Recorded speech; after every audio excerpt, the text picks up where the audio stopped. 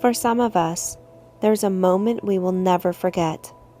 The moment the veil lifts. The moment you realize that the person you trusted with all of your heart was living a double life.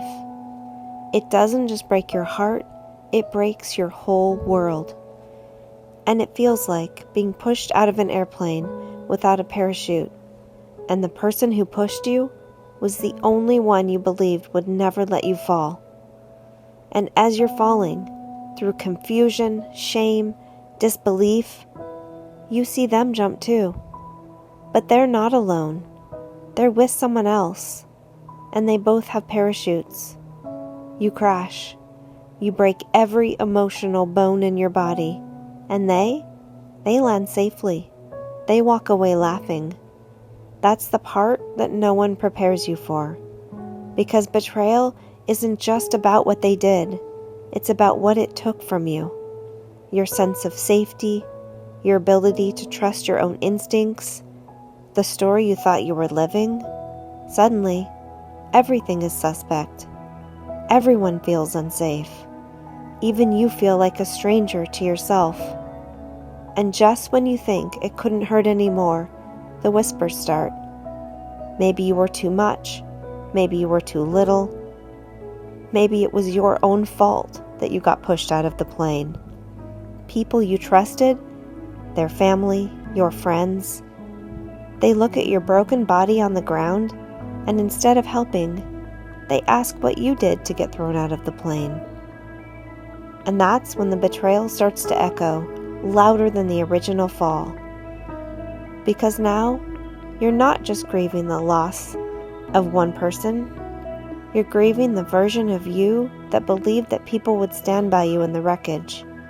And you're left there, on the ground, asking, if I didn't see that coming, what else can't I trust? And that's what betrayal really is. It's not just a wound, it's a rupture in your whole reality. It took me over 10 years to figure out why my divorce and especially the betrayal was so hard to get over. But I'm going to tell you in 5 minutes because I don't want you to be stuck for 10 years like I was. If you don't know me, I'm Jessica. I'm in my 50s, have been through a lot of heartbreak and starting over and healing, and now I talk about it on my YouTube channel. And welcome to my newest series, Treehouse Talks.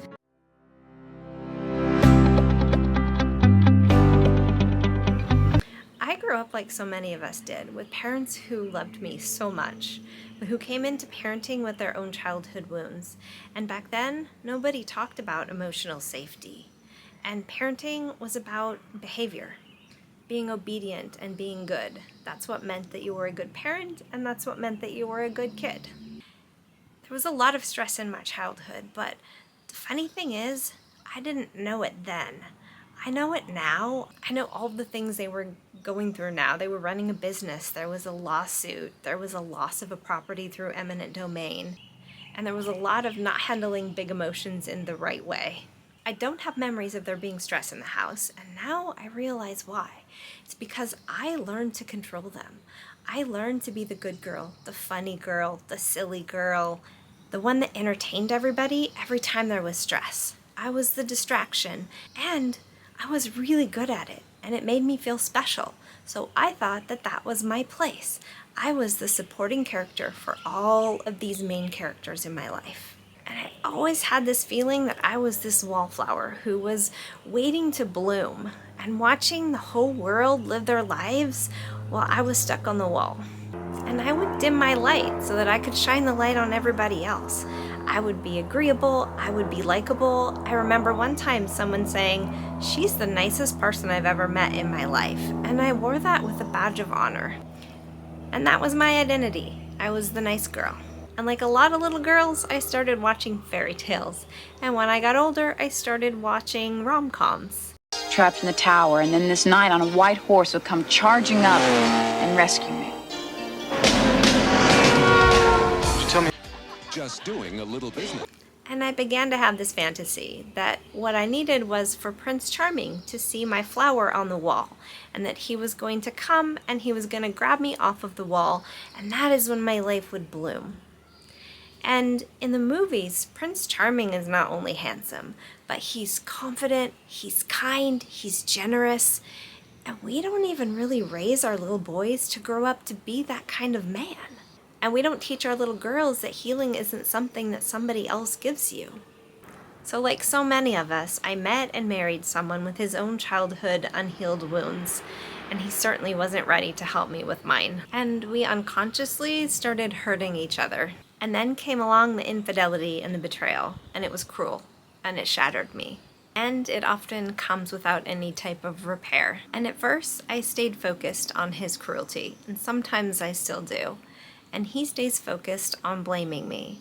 And both of them are unconscious because a lot of what we're doing is unconscious, and a lot of what we're doing is from wounding. And that doesn't excuse it, but it does explain it. Betrayal will knock the breath out of you, but it will also hand you an invitation to stop looking at the outside world to heal you, to stop looking at other people for validation, and to start seeing this pattern before you repeat it again. If you've been left, betrayed, abandoned, I know it feels like your life just ended, but it might just be the moment where you finally begin. Because I'm not a supporting character anymore, and this YouTube channel is such a symbol of how far I've come, because I've built empires for other people, and then I've stood on the sidelines and let them take credit for my work. And here I am, making myself vulnerable on camera, screaming from the rooftops that you can make yourself a main character, that you are meant to know yourself better than anyone else, and you are meant to be your own best friend. And if you don't feel that way yet, I see you, I was you, and there's a life on the other side that actually feels like yours. If you've just been pushed out of the plane and you're still on the ground, still aching, still staring at the pieces of a life you didn't ask to lose, I want you to hear this. You feel broken, shattered, but this will only break you enough to put your pieces back together differently. You are becoming. This isn't the end of your story. It's the beginning of your return. I know it hurts. I know it's unfair. But I also know this pain has the power to unlock something extraordinary in you. Not overnight, not all at once, but piece by piece, you will remember who you are and who you were before the betrayal. And then you will meet the version of you who rose after it. She's still in there, and she's waiting for you. You are not alone. Let me know in the comments if you're going through the journey of betrayal.